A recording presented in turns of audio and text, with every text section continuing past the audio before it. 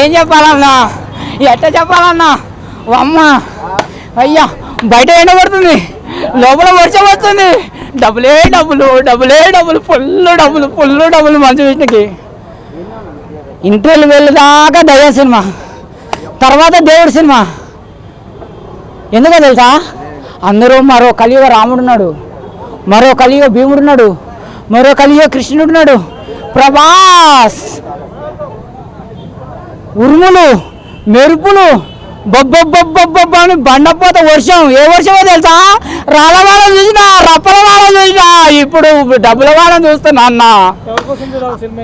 Prabhas tsunami ఉంది అందులో. ఎంత వాగులు వస్తుంది, ఎంత వంకలు వస్తుంది, ఎంత వర్షం వస్తుంది అన్న. సునామీ వచ్చింది, అంత కొట్టుకొని పోయింది. నా హైలైట్స్ ఉంది తెలుసా?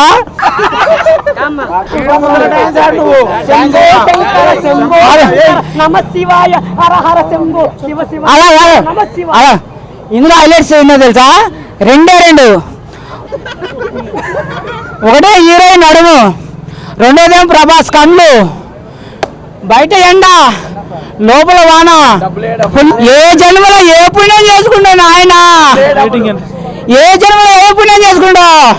ప్రభాస్ని సినిమాలో పెట్టుకున్నాడా? డబ్బులే డబ్బులు, ఫుల్ డబ్బులు. రేవంత్ రెడ్డి సారు పోలీసు వాళ్ళని పంపి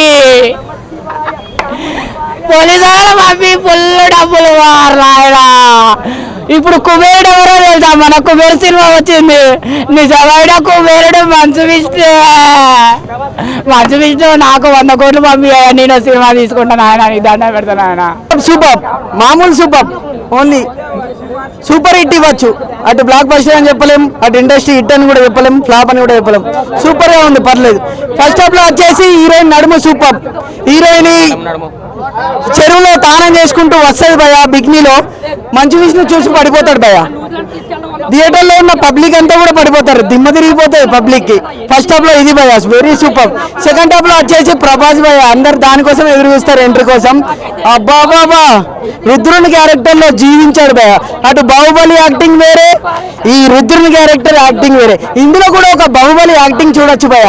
ఇట్లు ఇచ్చిన వాళ్ళు కొన్ని సినిమాల్లో చేసేటప్పుడు మనకు నవ్వు వస్తుంది.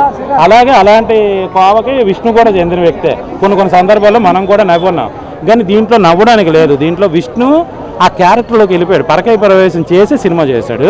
చాలా నాకు తెలిసి చాలా ఛాలెంజింగ్గా తీసుకొని సినిమా చేసినట్టు అనిపించింది. ఎక్కడ కూడా లూజ్ ఇవ్వలేదు. అయ్యో ఎక్కడ చేయలేకపోయారా, దొరికిసాడరా అని అనుకోవడానికి ఎక్కడా లేదు. ట్రోల్స్ కానీ, మీమ్స్ వేసేవాడికి కానీ, యాంటీ ఫ్యాన్స్కి కానీ ఎక్కడ కమ్మ కొట్టేద్దామా, ఎక్కడ కామెడీ చేద్దాం, ఎక్కడ ఇన్సల్ట్ చేద్దామని చూసే వాళ్ళకి అందరికీ కూడా కరెక్ట్ సమాధానం చెప్పే విధంగా నోటుతో కాకుండా సినిమాతో సమాధానం చెప్పాడు. నార్మల్ విషయం కాదుగా, శివునికి అంత కనెక్ట్ కాలేదని అనిపించింది లాస్ట్. ఎందుకంటే స్టోరీ పెద్దగా అయిపోయింది అనమాట. ఇది చిన్నగా అయిపోయింది, స్టోరీ పెద్దగా అయిపోయింది. దానివల్ల జనాలు అనేది ఒక ఎమోషన్ సీన్స్ కానీ మధ్యలో అనవసరమైందని చెప్పలేదు. ఆ క్యారెక్టరైజేషన్స్ పెద్దగా ఉన్నాయి కదా, వాళ్ళ ఈ తెగలేంటి అవన్నీ తెలుసుకోవడానికి ఫస్ట్ హాఫ్ మొత్తం అయిపోయింది అనమాట. సెకండ్ హాఫ్లోనే సినిమా అంతా సెకండ్ హాఫ్లో మళ్ళీ లాస్ట్ క్లైమాక్స్లోనే ఉంటుంది అనమాట కన్నప్ప మెయిన్ స్టోరీ అంటున్నారు కాబట్టి చెప్తున్నా. మైథలాజికల్ ఫిలింలో రొమాన్స్ ఉండదు, ఇది హిస్టారికల్ ఫిలిం. ఆ విషయాన్ని విష్ణు గారు కూడా కంక్లూడ్ చేశారు. విష్ణు గారికి ఇక్కడ ఒకటే చెప్తున్నా, అతని భుజస్కంధాల మీద ఈ సినిమాని రన్ చేసినందుకు నిజంగా హ్యాట్స్ ఆఫ్ అన్న. అంత బాగా నరేట్ చేశాడు.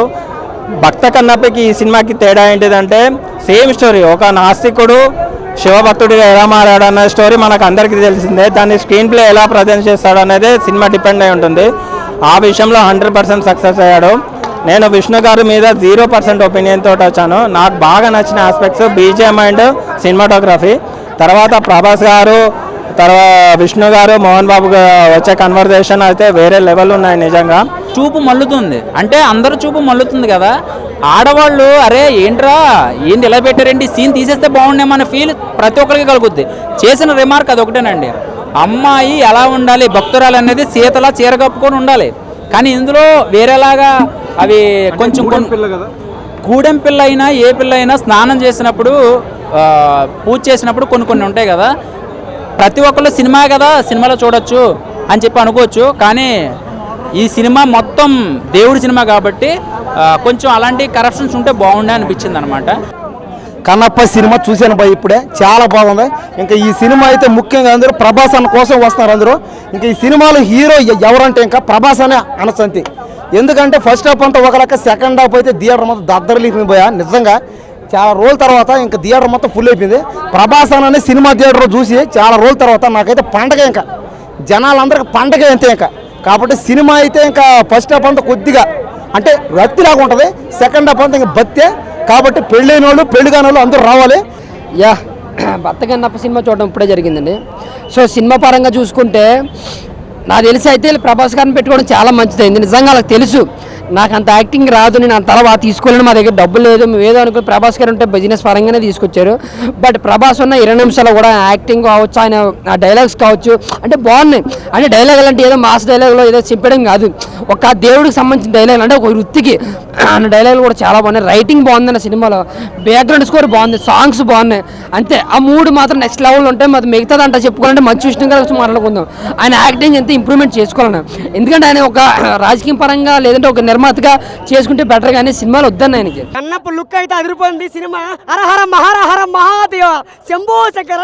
ఈ సినిమాకి వేగోట్లు వచ్చింది, కన్నప్పకి సినిమాకి వేగోట్లు వచ్చింది. విష్ణు గారి క్యారెక్టర్ మాత్రం అదిరిపోయింది, చాలా చాలా బాగుంది సినిమా. అంటే సినిమా చూస్తే కళలో నీళ్ళు వచ్చిన ఏం సినిమా అయితే సివిల్ నాట్లు చూస్తే శంభో శంకర శంభో శంకర హర హర హర హర నమ శివాయ హర హర శంభో శంకర.